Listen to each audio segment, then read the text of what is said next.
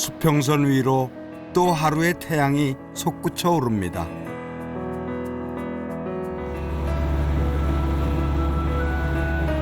그 바다를 가르며 어선들은 오늘도 만선을 꿈꿉니다.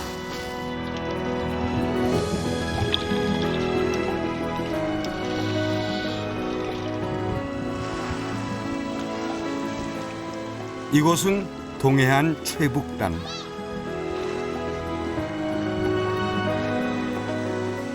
켜켜이 쌓인 그리움이 내려앉은 곳. 강원도 고성입니다.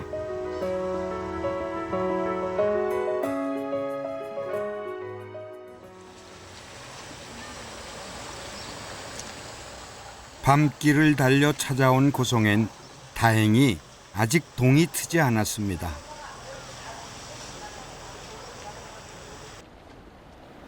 이곳은 대한민국 동쪽 최북단에 자리 잡고 있는 고성에서도 가장 북쪽에 있는 항구인 대진항. 오늘 출항할 배 한 척에 저도 몸을 실었습니다. 아무나 그리고 아무 때나 갈 수 없다는 저도 어장에 가기 위해서입니다.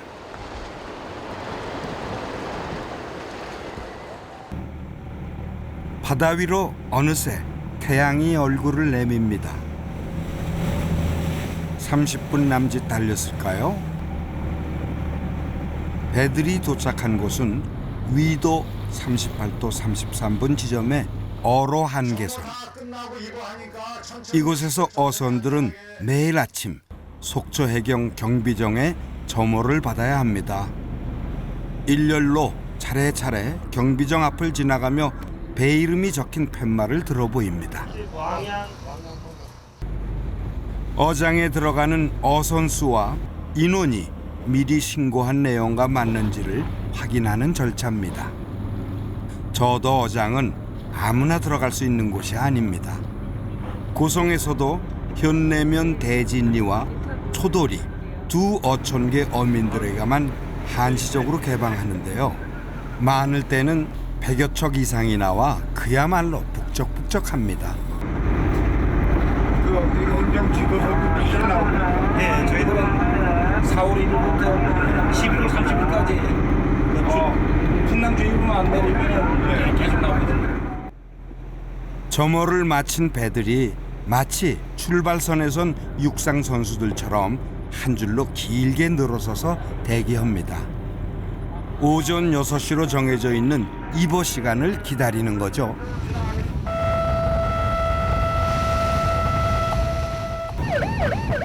드디어 출발을 알리는 해경 경비정의 사이렌 소리가 울리자 어선들이 전속력으로 질주를 시작합니다. 엔진 출력을 최대로 올린 채 물보라를 일으키며 내달리는 이유는 어장에 먼저 도착해 좋은 자리를 잡기 위해서입니다. 코앞에 북녘 땅이 바라다 보이는 이곳이 바로 저도 어장. 선을 그을 수도 없는 바다에 보이지 않는 경계를 둘러친 장벽의 바다입니다. 여기가 그러니까 최북단이 사고가 날까봐 항상 대기.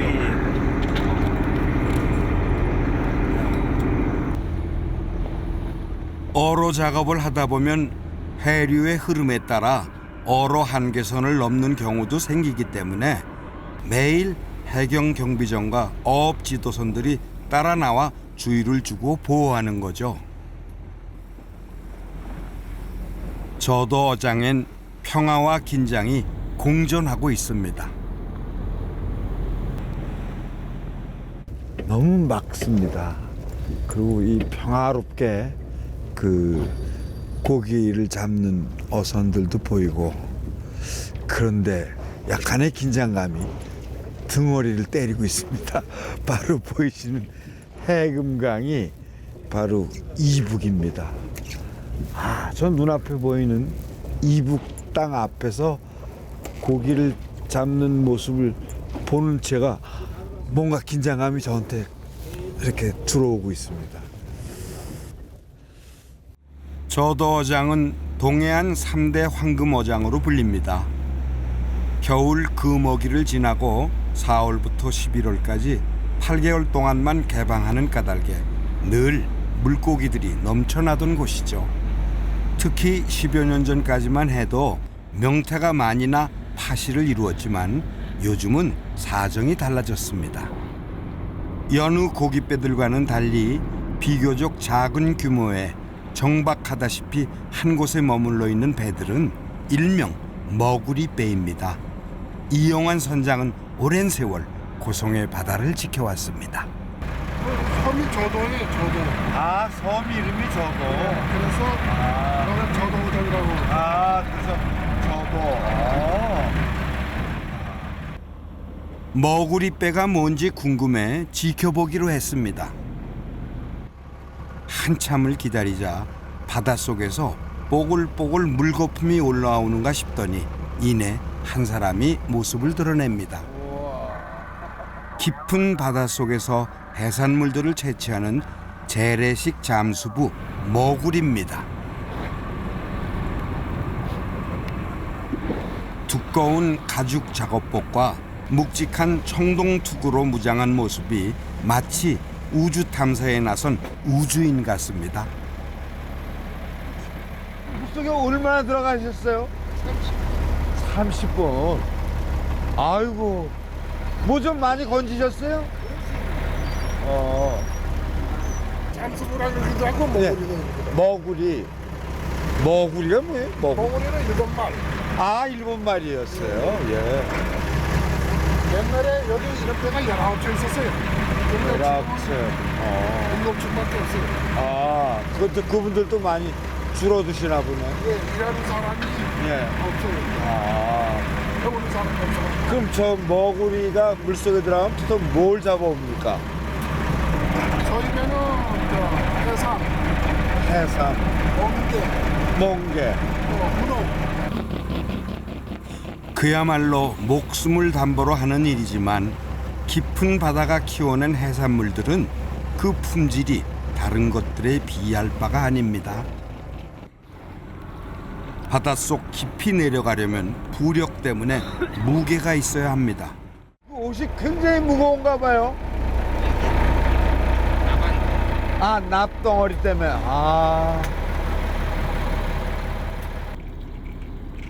지금 30m 내려간 건데 따라올라나? 30m요? 예. 30m. 내려가야 지금 멍게가 이렇게 있거든. 시야는 어느 정도 되나요? 그럼 좋아요, 시야가. 시야는 좋고요. 잠깐의 꿀 같은 휴식을 마치고 잠수부는 다시 바닷속으로 들어갑니다. 바닷속을 드나들 땐 반드시 천천히 감압 과정을 거쳐야 합니다. 그렇지 않을 경우 잠수병이 생겨 만성 두통과 관절통, 심할 경우엔 목숨을 잃을 수도 있기 때문입니다. 잠수부를 따라 들어가 본 수심 30m의 바닷속 풍경은 또 다른 절경입니다.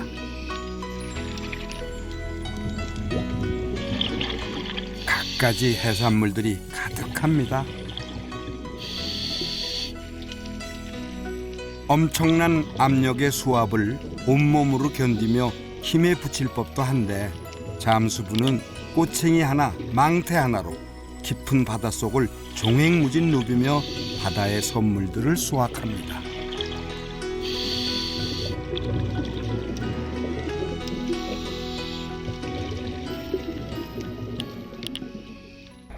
그 시간 배 위에선 줄잡이 선원과 선장이 노심초사 지켜보고 있습니다.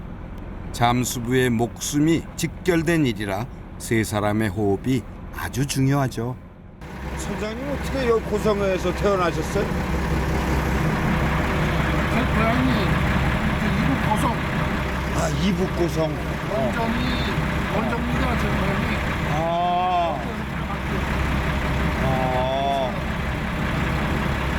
그럼 어떻게 요 아래로 내려오셨어요?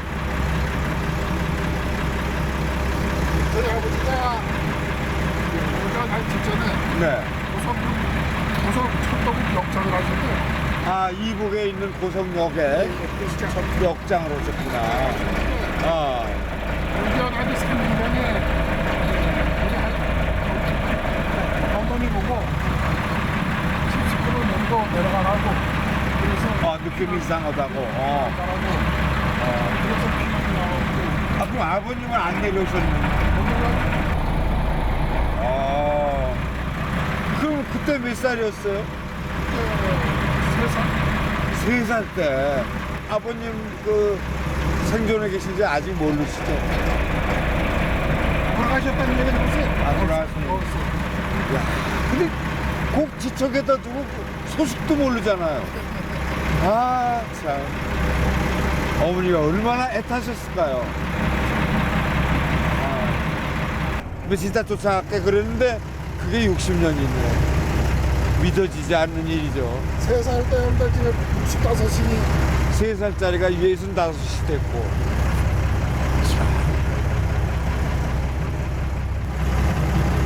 저기 보이는 데가 저 손봉 넘어가 제 고향입니다. 고선봉 바로 넘어서.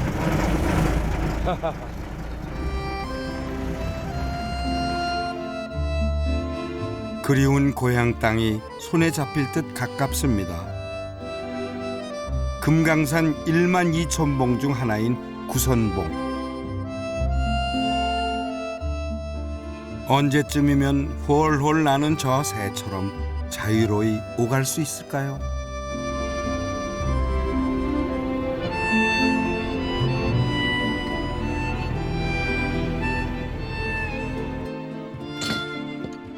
새벽 6시부터 오후 1시까지 저도 어장에 허락된 조업 시간이 끝나고 이영환 선장도 이제 집으로 돌아갑니다.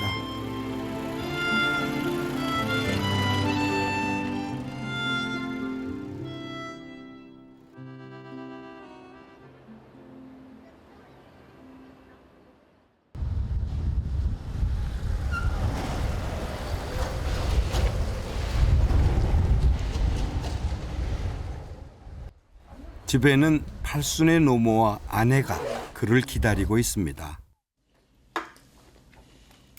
남편을 두고 떠나온 그때 나이가 23. 만삭의 몸으로 시어머니와 3살 배기 아들을 데리고 내려왔던 세댁은 어느새 머리에 하얗게 서리가 앉은 노인이 됐습니다. 사흘만 피란하라기더라고. 사흘만. 그래서 사흘만 피란하는 줄 알고 나왔는 게 점점 내려가다 보니 저 아래까지 굶어 죽지는 못하고 어떻게 동양이라도 해서 먹고 살라고 그냥. 내가 초등학교를 속초에서 속초 영랑초등학교를 3학년까지 다니다가 간성까지 수복이 된 거야. 지금 고성군청 있는 데가. 그러니까 수복이 되니까 할머니가 고향 가까운 데로 가겠다고 올르신 거였어. 또 간성으로. 그냥 속초에서만 사셨으면은 그때만 해도 속초 살 때는 어지간히 좀 더 자리 잡았었는데 또 다시 간성으로 오니까 조금 더 고향이랑 가깝게 가시겠다고, 한 발이라도 더 가깝게 가시겠다고. 그리고 오시니까 거기는 또 아무도 또 새로 터를 잡아야 되잖아. 하여튼. 기억이 희미해질 때면 서랍 속에 고이 묻어둔 사진첩을 꺼냅니다. 그 사진첩 속엔 척박한 피난살이 중에도 잃어버리지 않고 간직한 사진 한 장이 있습니다. 일본 유학 가서 학생. 남편은 60여 년이 흐른 지금도 여전히 젊은 모습으로 남아 있습니다. 젊었을 때, 그러니까 어릴 때 학교는 가고 싶은데 학교를 못 가잖아. 돈이 없으니까 도저히 뒷받침이 안 되니까.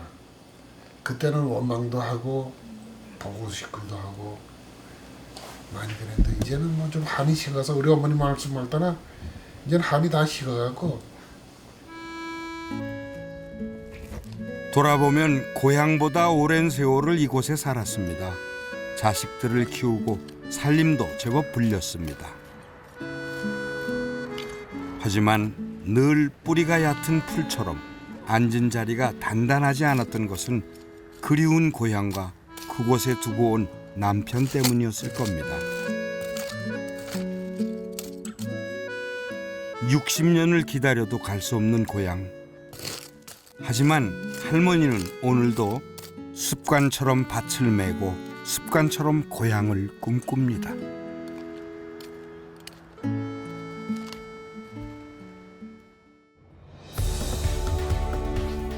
대한민국 동쪽 최북단 속초와 이웃에 자리 잡은 고성은 남북으로 긴 땅에 동해바다를 끼고 있습니다. 허리 잘린 한반도처럼 휴전선 철창 너머엔 반쪽에 고성, 북고성이 있으며 면적 또한 남쪽과 비슷하죠. 해안도로가 이어지는 고성의 풍광은 경치가 천하제일이라는 옛말이 무색치 않게 아름답습니다.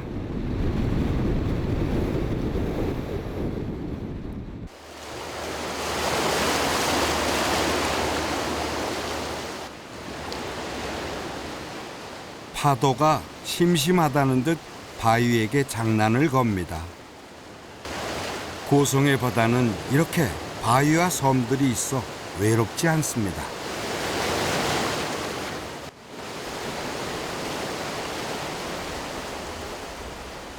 그 섬에 바다 새들도 날개를 접고 잠시 쉬어갑니다.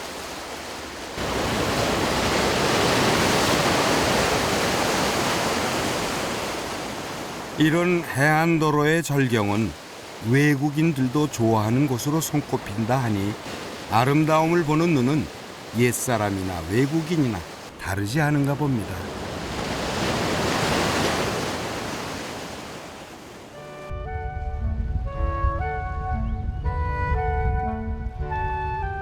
그 바닷가 가파른 절벽 위에 풍광이 아름답기로 이름난 작은 정자 하나가 있습니다. 소나무와 바다가 어우러져 운치를 더하는 이곳은 고성의 바다를 감상하기에 더없이 좋은 곳입니다.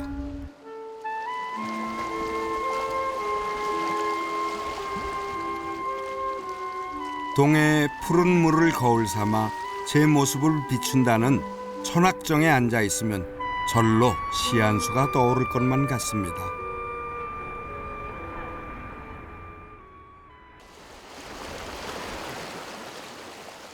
천악정 바로 옆 걸어서 5분 남짓한 거리에는 능파대가 있습니다.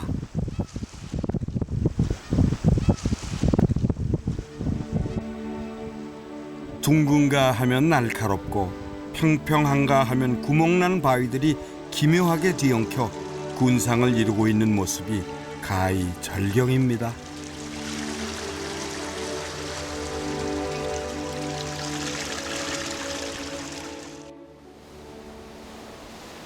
끊임없이 달려드는 파도와 거센 바닷바람, 그리고 오랜 시간이 만들어낸 자연의 조각품입니다.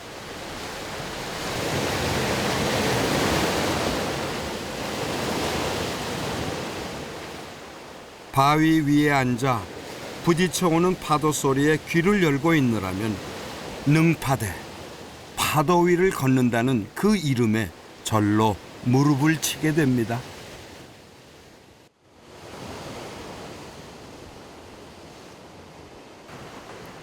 지금도 바위 위에 선명한 글씨는 조선 전기 4대 명필이라는 양사원의 글씨라 전해집니다.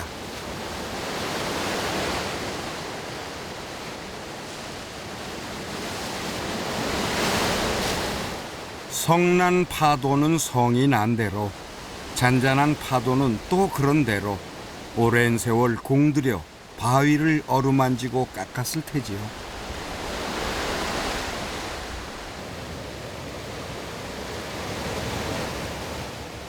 그 어떤 예술가가 있어 이 멋진 조각품을 만들어낼 수 있을까요? 인간의 힘으론 이렇게 만들고 싶어도 만들 수 없을 듯합니다. 자연의 신비가 느껴집니다.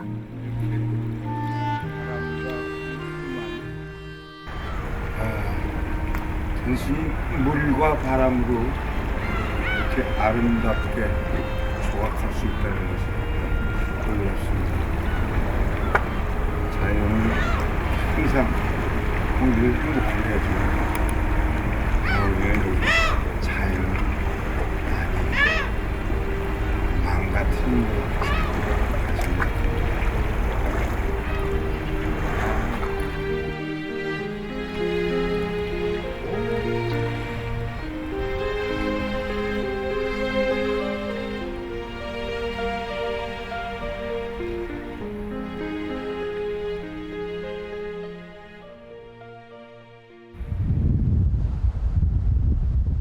이번에는 발길을 왕곡마을로 옮겨봅니다.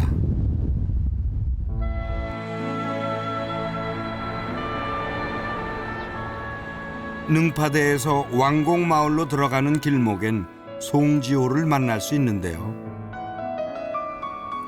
송지호는 고성에 있는 2개의 호수 중 하나로 자연 석호입니다. 맑고 잔잔한 물결 위에 반으로 접은 듯 고스란히 찍힌 산 그림자가 그대로 한 폭의 수채화입니다.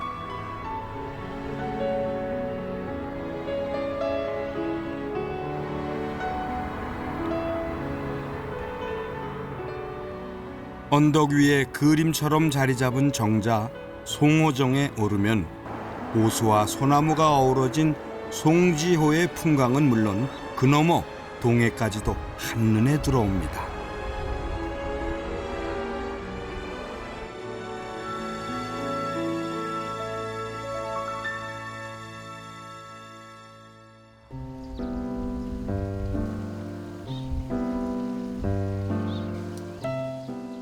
다섯 개의 산봉우리가 감싸고 있는 오봉리에 자리 잡은 왕곡마을.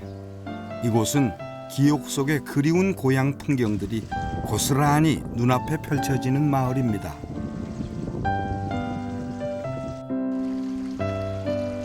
요즘 세상에 이런 귀한 풍경을 보기가 어디 쉬울까요? 마을 어기 내가에서 빨래하는 아주머니를 만났습니다. 마을을 감고 흐르는 냇물이 그렇게 맑을 수가 없습니다.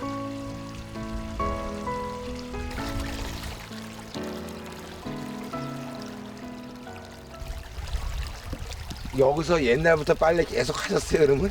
옛날에 50년 전엔 다 여기서 빨래했어요. 50년 전에는? 그럼요. 지금 세탁기가 나오고 하니까 그렇지 이 물도 깨끗해요. 왕곡마을은 100년 이상 된 50여 채의 기아집과 초가들이 모여 있는데요. 조선 초기 조선 건국에 반대한 고려 충신 한부열이 들어와 응거하면서 시작된 마을이라고 합니다. 이후 강릉 최씨가 들어오면서 최씨와 함씨의 집성촌이 됐습니다. 안녕하세요. 아이고 안녕하세요. 반갑습니다. 바람 소리에 대나무 우는 소리도 참 정겹습니다. 아 그렇죠. 예. 아 참 마을 이쁘다. 예. 왕곡마을의 집들은 모두 함경도식 전통 가옥입니다. 19세기 지어진 겹집 형태의 북방식 가옥 모습을 그대로 간직하고 있습니다. 여기가 워낙 추운 지방이다 보니까 가축하고 사람이 한 공간에서 생활을 했어요. 그래서 그 이 기역자의 그 첫머리 부분이 우리가 소우리가 되는 거죠. 그 옆으로 이제 부엌이 되는데 소가 드나드는 출입문. 예, 소가 드나드는 출입문은 여기고 사람이 드나드는 대문이면서 부엌문입니다. 아 그러네요. 여기 예, 그러니까 부엌으로 쓰면서 예. 여기가 여기가 이제 외양간이 되고요. 요 앞에 이제 구유통이 네네네. 구유통이 소 먹이. 네. 그래서 이제 부엌에서 염을 소죽을 끓여갖고 구유통까지 그 서로 간에 이제 그 밥주기도 편하고 체온도 같이 유지가 되고. 예. 하긴 산골에 소 한 마리 얼마나 큰 재산이겠어요. 그럼요. 제일 큰 재산이죠. 예, 그러니까 그냥 가족처럼 대하고. 네. 외양간은 물론 안방과 사랑방, 마루와 부엌을 한 공간 안에 나란히 배치한 것도 춥고 긴 겨울을 견디기 위함이었습니다. 그리고 여기 보시면은 네. 그 석가래의 형태가 그 간격이 사이가 굉장히 그 촘촘하게 되어 있습니다. 이게 적설량이 많기 때문에 그 눈의 무게를 이겨내기 위해서 석가래의 굵기와 그 저기 사이를 간격을 좁게 만드는 겁니다. 예. 이런 구조는 규모가 큰 기와집이건 조그만 초가집이건 관계없이 똑같습니다. 왕곡 마을에서 또 한 가지 눈에 띄는 것은 집집마다 항아리를 뒤집어 쓰고 있는 굴뚝들이었는데요. 집의 열기가 밖으로 빠져나가는 것을 막고 불씨가 튀어 초가지붕에 불이 붙는 것을 방지하기 위한 선조들의 지혜라고 합니다. 사람 소리, 개 소리, 닭 소리가 들린다 해서 아 근데 네. 이 집들이 대문이 없어요. 예, 북방 안옥의 특징인데요. 그 이쪽 북쪽 지방에서는 이제 겨울에 눈이 많이 오고요. 네. 또 봄철에 바람이 심하고 그래갖고 또 겨울에 눈이 오면은 통로가 막히니까 이웃 간의 그 교통이 두절되니까 그런 이유로 해서 예. 하긴 눈 밑으로 해도 뚫어야 되니까 그렇겠네요. 그리고 또 햇볕을 받아야 눈이 빨리 녹죠. 담이 없음으로 해갖고 그런 지혜가 대신에 이제 뒷담이 뒤쪽 담장이 발달돼 있어갖고 북서풍을 막아주죠. 그리고 여인들의 숨어 있는 공간이 될 수도 있고요. 네. 신기한 점은 600년의 긴 역사를 이어오는 동안 한국 전쟁과 두 번의 큰 산불에도 그 피해를 전혀 입지 않았다는 것입니다.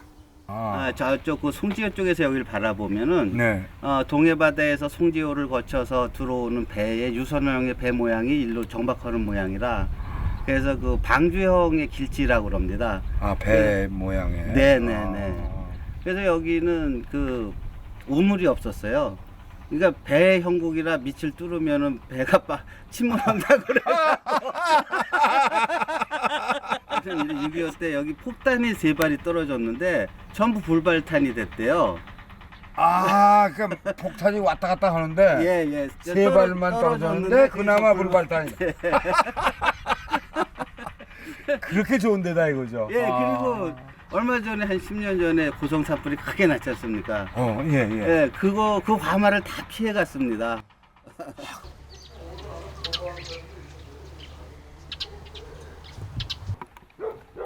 사는 모습이 궁금해 마을을 둘러보기로 했습니다. 이 형형색색의 나무들 좀 보십시오. 여보세요. 예. 아이고 안녕하세요. 어서오세요. 반갑습니다. 고맙습니다. 물 끓이시고요? 여기다 불 떼고 자는 거예요? 여기다가. 예. 야 이거 진짜 가마솥 큰 거네 그죠? 예. 옛날에 소 키우고 하던 거. 소염을 끓이는데요. 그래서 일로요. 거기던 소치에. 대를 물려 살아온 집안엔 옛 것과 현대의 것들이 공존합니다. 그저 보존해온 것이 아니라 고치고 보수해가며 살아온 공간이기 때문이죠. 다들 진흙인데 요거는 타일로 해놨어요? 예. 그 옛날에 여기 민속말이 안 됐을 때 네. 여기 생활 개선에 이제 부인해서요. 네. 벌써 한 30년 가온 돼가요. 이게 타일이? 예. 그래서 이제 다 앞이 다 떨어지고 그러잖아요. 할머니는 마침 한과를 만들고 계셨습니다. 명절이면 집집마다 만들어 먹던 한과. 한과를 만드는 일은 보통 손이 많이 가는 작업이 아닌데요. 할머니는 찹쌀로 떡을 쪄서 오랫동안 말려서 사용하는데 바삭하고 고소한 그 맛이 아주 일품입니다. 며느리도 맞출 줄 알아요. 젊은 시절 일찍 남편을 여의고 홀시아버지와 네 아이들을 키우기 위해 한과를 만들기 시작했다는 할머니. 장날이면 장터에 나가 한과를 팔며 살림을 꾸렸습니다. 마흔이 넘었대. 아이고. 고운 색깔로 멋을 낸 신식 한과는 아니지만 할머니의 한과엔 오랜 세월이 만든 투박한 삶의 맛이 있습니다. 똑같아, 변함이 없어요. 여기는 맛있다. 이제 이렇게 신터불을 하니까. 네. 예, 신터불이니까 이제 좀. 맛있게 예. 보시니까. 걔는 뭐 내가 농사에서 부식이라는 걸 이제 조금 해서 쓰는 거지 뭐. 아.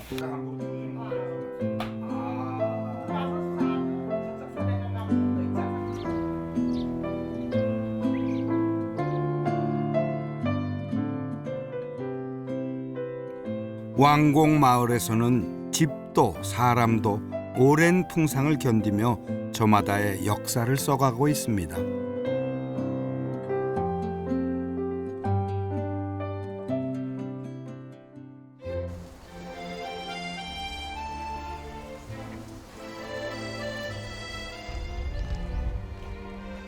왕곡 마을에서 멀지 않은 곳에 있는 어명기 가옥 역시 기역자형 겹집 구조의 집인데 북방식 양반 가옥의 전형을 보여줍니다.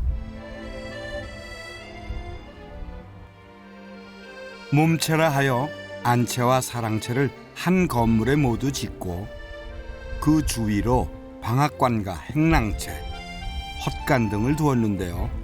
역시나 한겨울 추위를 이기기 위함입니다. 무려 250여 년의 역사를 가진 이 집은 그 오랜 시간 동안 현대사의 질곡을 고스란히 떠안고 견뎌왔습니다. 옛날에 이제 여기가 공산 치하에 있었어요. 그랬을 때 인민위원회로 이제 이게 썼대요. 여기가 사무실로 썼대요. 그렇게 하고 그때 인민위원회에서 들어와서 5정보 이상은 농민들을 괴롭힌다 해가지고는 이제 착취한다 해가지고 이제 쫓겨났어요. 그래서 이분들이 아무것도 없이 쫓겨났대요. 그리고 다시 이제 6.25가 나가지고 38이 이제 이남으로 되잖아요. 38선이 다시 이어져서 그랬을 때 이분들이 이제 다시 들어오는 상황에 그때도 전쟁 시기이기 때문에 이제 남쪽의 국군들이 그러니까 병실, 사무실로 쓴 거예요. 우리 국군들이. 역사의 흐름 앞에 상황에 따라 주인을 바꿀 수밖에 없었던 고택은 전쟁이 끝나고 나서야 다시 주인에게 돌아왔습니다. 대대로 팔지 말라는 유언과 함께 대물림됐다는 고택. 어쩌면 집에도 우직한 생명력이 있는가 봅니다.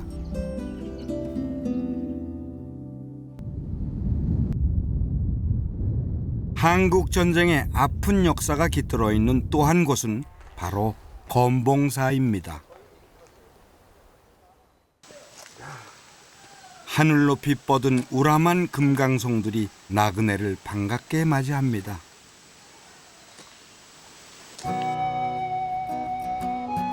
포탄이 빗발치는 전쟁 속에서 나무들은 어떻게 살아남았을까요? 인간들의 다툼을 말없이 지켜본 나무가 세월의 무상함을 말하는 듯합니다.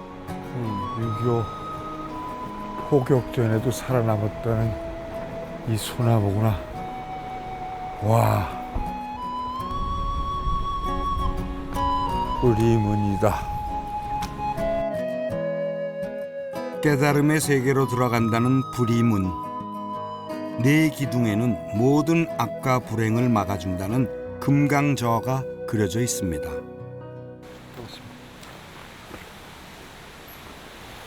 건봉사라. 야. 능파교를 넘어 대웅전으로 들어섭니다. 검봉사는 520년 신라 법풍왕 때 아도 화상이 처음 창건한 유서 깊은 사찰입니다. 안녕하세요. 우리 명상법사님. 반갑습니다. 안녕하세요. 아유, 반갑습니다. 예.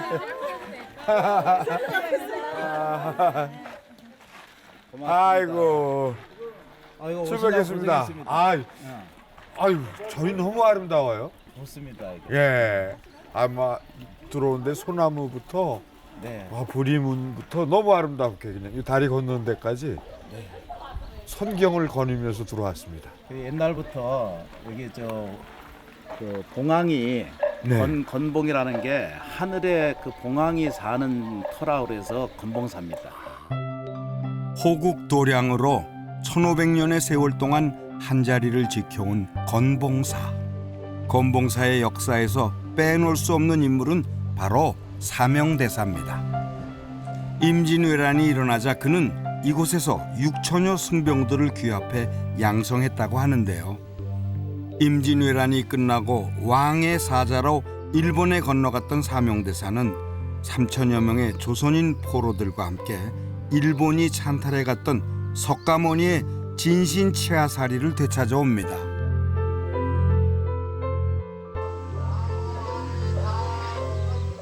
자장률사가 당나라를 통해 들여왔다는 석가모니의 진신치하사리는 전 세계에 15과밖에 없으며 건봉사에 그중 8과가 봉안돼 있습니다.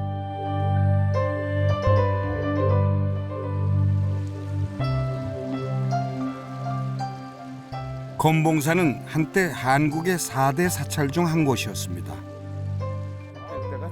절의 규모도 대단했다고 합니다.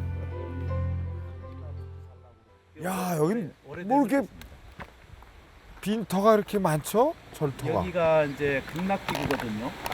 여기가 이제 극락전이 있으셨고 극락전. 예, 아미타불 근본 도량이기 때문에 이쪽이. 예, 이쪽 지역이 극락지구입니다. 이쪽이. 융성했던 절의 모습은 이젠 빈터와 주춧돌로 남아 옛 모습을 증명하고 있는데요.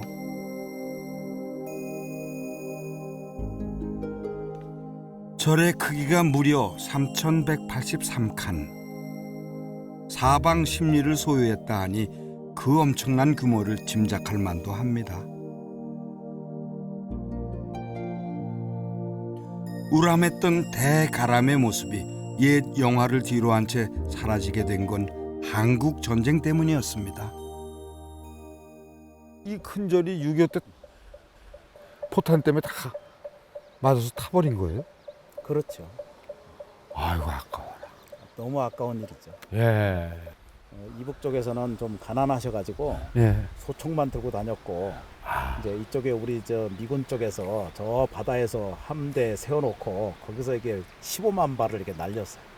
한 포사격을 15만 발을 쏜 거예요? 그러니 여기 쑥대밭이 됐겠군요. 네. 아이고. 그래서 그때 많이 이제 소실이 됐고. 아이고. 그때 소실되지 않은 것은 돌로 만든 능파교와 일주문 역할을 하고 있는 부리문뿐이라고 합니다. 건봉사 뒤편으로는 작은 오솔길이 하나 있습니다. 이 길이 철조망에 가로막히는 이유는 이곳이 마음대로 드나들 수 없는 민간인 통제 구역이기 때문입니다.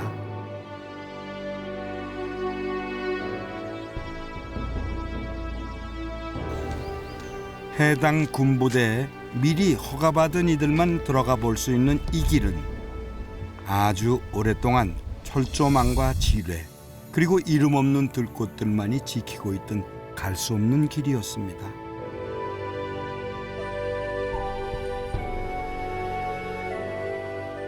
그 길의 끄트머리에 이르면 예로부터 승려들의 다비 장소로 쓰였다는 빈터를 만나게 되는데요.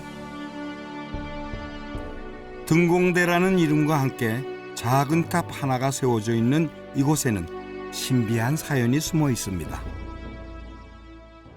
758년도에 발징화상이라는 분이 만일 연부를 주창하셔서 만일 동안 연부를 하고 회항을 했던 곳이기도 합니다. 그래서 만일이라고 하는 것은 27년하고도 145일인데 하루도 쉬지 않고 열심히 수행을 해서 이제 그분들이 이제 그 만일이 되던 해에 바로 이제 건봉사에서 육신을 놓고 허공으로 올라갔던 그런 곳이라서 허공으로 걸어 올라갔다라고 해서 등공대라고 합니다. 1910년에 불자들의 시주를 모아 세웠다는 등공기념탑. 그런데 탑을 자세히 살펴보면 이곳저곳에 깊게 패인 자국들이 선명합니다. 전쟁의 상흔입니다. 청탄도 그냥 청탄이 아니고 기관 청탄 자국이라서 청탄이 크거든요. 아마 대대적으로 그때 당시에 곳에서 치열한 객전지가 아니었나 싶습니다. 그 아픈 기억을 고스란히 안고서 산은 예나 지금이나 변함없이 자리를 지키고 서 있습니다. 전쟁의 포화 속에 인간이 만든 것들은 쓰러져 갔지만 자연만은 그대로 남아 그때의 이야기를 들려주고 있습니다.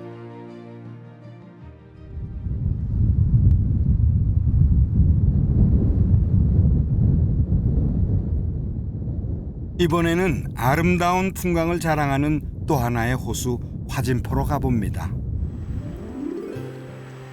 드넓게 펼쳐지는 호수가 바다같이 넓습니다.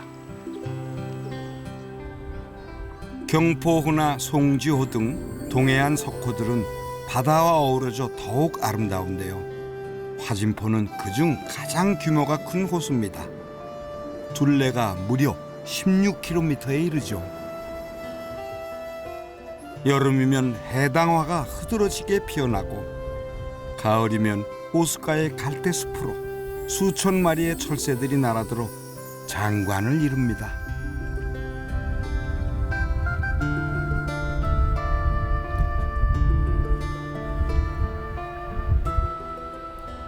특히 화진포는 아직도 바다와 호수가 만나는 물길이 끊이지 않고 이어져 바닷물고기들도 자유로이 드나드는 살아있는 호수로 남아 있습니다.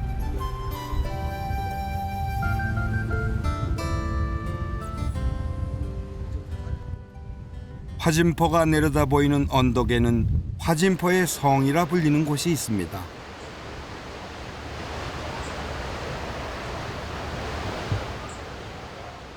울창한 송림들이 빽빽이 에워싸고 있는 이곳은 원래 이름보다 김일성 별장이라는 이름으로 더 유명한데요. 원래는 일제강점기 캐나다 출신의 선교사 서우드홀이 지은 예배당이었지만 이후 김일성 가족의 여름 휴양지로 사용되면서 김일성 별장이란 이름으로 불리게 됐죠.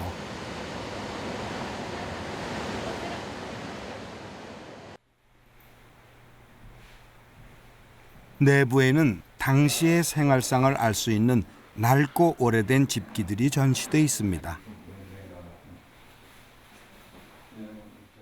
6.25 전에는 여기가 공산 치하였죠. 그래서 김일성 정부가 이 별장을 기빈 휴양소로 사용을 했었습니다.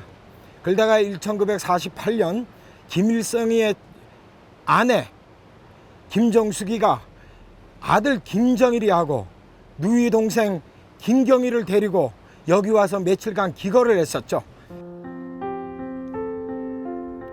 화진포의 성에서 바라본 바다는 남극의 바다 못지않은 짙은 코발트색입니다.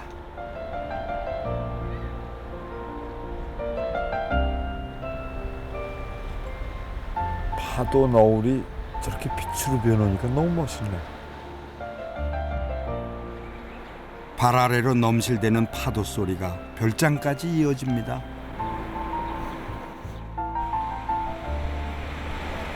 일상에 지친 마음을 내려놓기엔 이만한 장소도 없을 것 같습니다.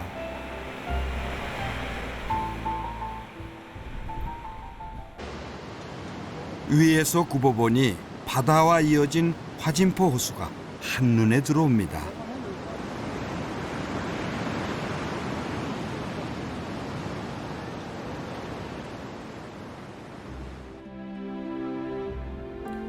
화진포의 성 건너편 호수 안쪽엔 이승만 대통령의 별장이 있습니다.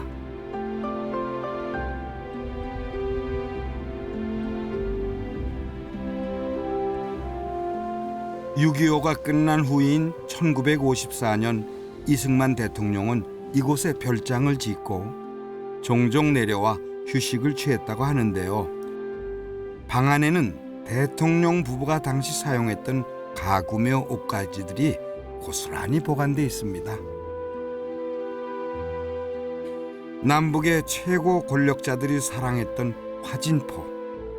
그 아름다움은 그때도 지금도 변함이 없는 듯합니다.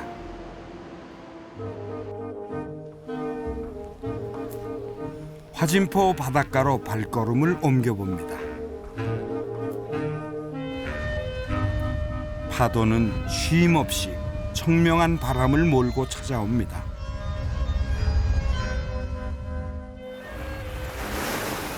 초여름의 훈풍에 가슴을 씻어봅니다.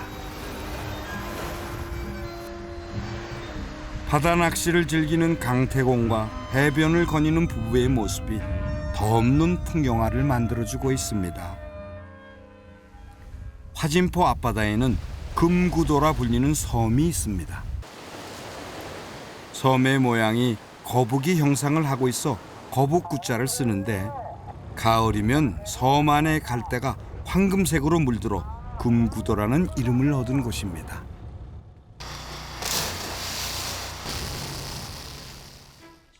이 금구도 앞바다는 다이버들에게 이름난 포인트 중 한 곳입니다.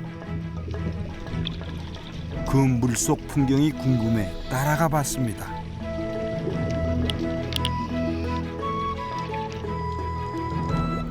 수초를 헤치고 깊숙이 들어가자 바다는 숨겨놨던 비경을 열어줍니다.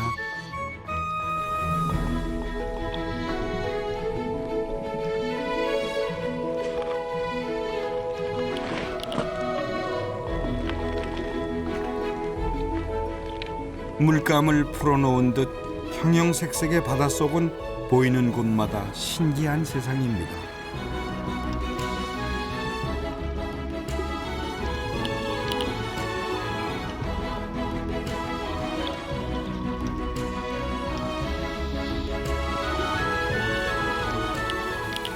해삼이 지천이고 미역이며 다시마가 울창한 숲을 이루고 있습니다.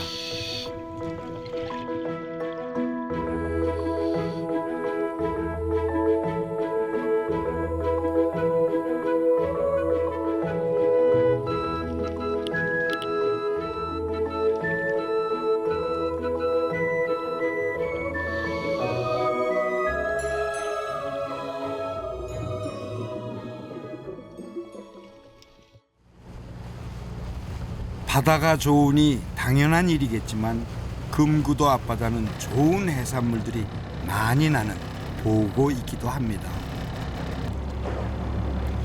점점이 바다를 수놓고 있는 것은 바로 해녀들. 그들은 오늘도 망망한 바다 한가운데서 오로지 맨몸으로 일하고 있습니다. 깊이를 알 수 없는 검푸른 바닷속이 두려울 법도 한데 해녀들은 조금도 망설임 없이 바닷속으로 들어갑니다. 요즘 주로 채취하는 것은 자연산 미역입니다. 이 미역철이 끝나고 나면 바다는 성게라는 선물을 또다시 내어줄 것입니다.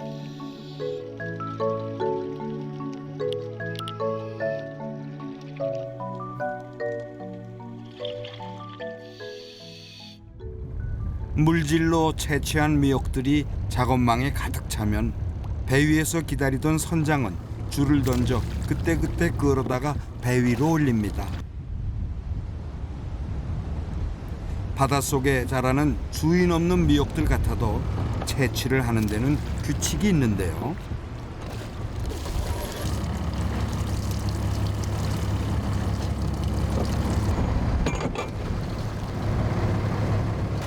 새벽 6시부터 9시까지 아침도 거른 채 꼬박 3시간을 작업하고 나면 하루의 조업시간도 끝이 납니다. 같이 일하는 해녀들끼리 정해놓은 규칙입니다.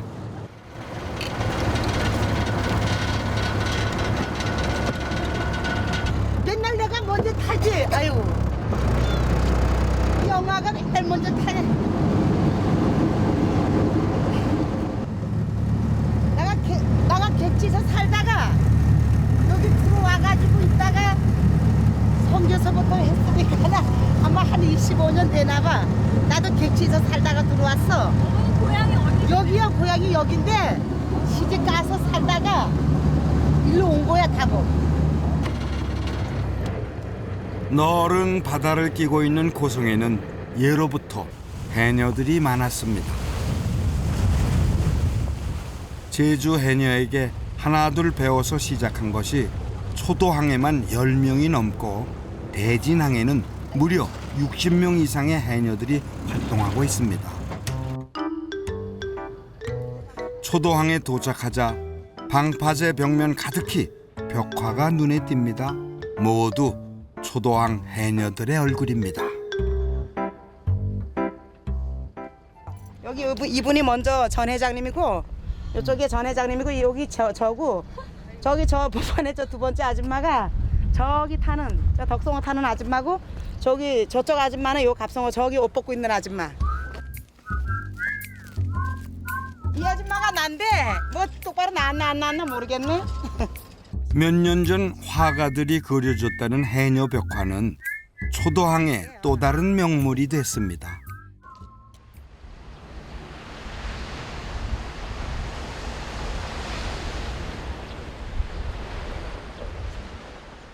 채취한 미역들을 대부분 집으로 가져갑니다. 바닷바람에 잘 말린 미역이 훨씬 더 좋은 가격을 받기 때문이죠.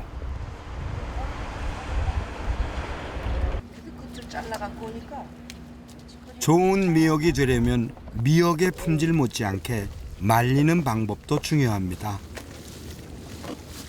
산을 타고 내려오는 따뜻한 한이 바람에 바짝 말려야 한다네요. 이게 24시간 만에 안 말라요. 이게 한 이틀 말려요. 이게 덜 말려놓으면 분 튀고 못 써요, 누워서. 바짝 말려야 돼. 따고 말리고 손이 가는 미역이지만 제품을 내어주는 바다가 있어 해녀들은 내일 아침도 바다로 향할 것입니다.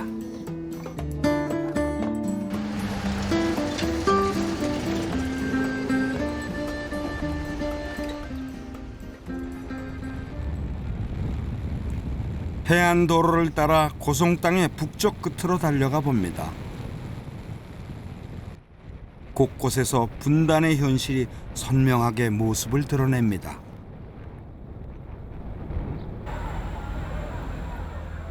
지난 남북정상회담 이후 철거된 대북 방송용 스피커가 제일 먼저 관람객들을 맞이하는 이곳은 민통선을 지나 통일 전망대에 가기 전 만나게 되는 DMZ 박물관입니다.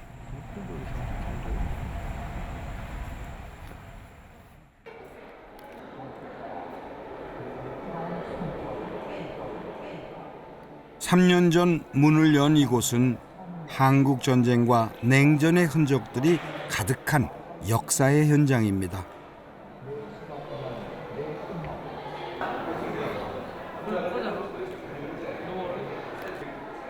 내부에는 휴전선 철책 주변에 쓰였던 각종 철거물들과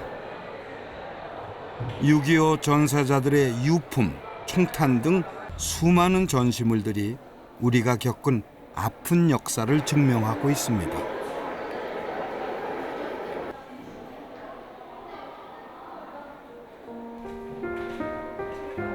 2층에 마련된 소원 나무에는 박물관을 다녀간 사람들이 적어놓은 통일의 염원들이 주렁주렁 나뭇잎으로 열려 있습니다.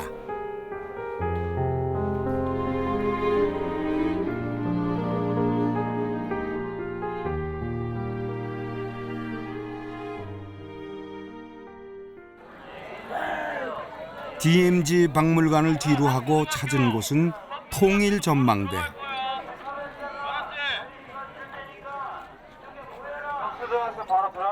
이곳은 진정 고성 땅의 끝자락이자 가고파도 더 이상 갈 수 없는 동해안의 최북단입니다.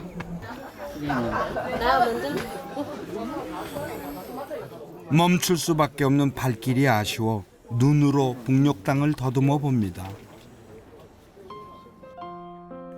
저도에서 만났던 구선봉과 해금강이 손에 잡힐 듯이 다가옵니다.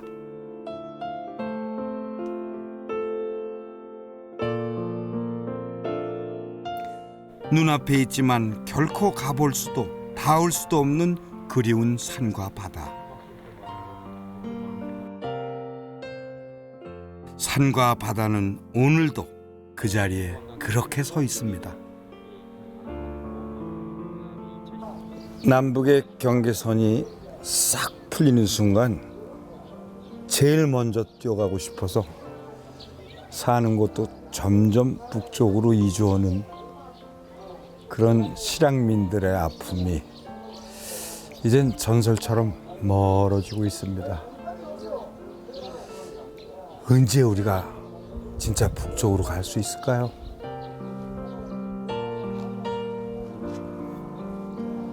가보지 못한 북쪽 고성이 그리운 것은 아마도 인지상정이겠죠.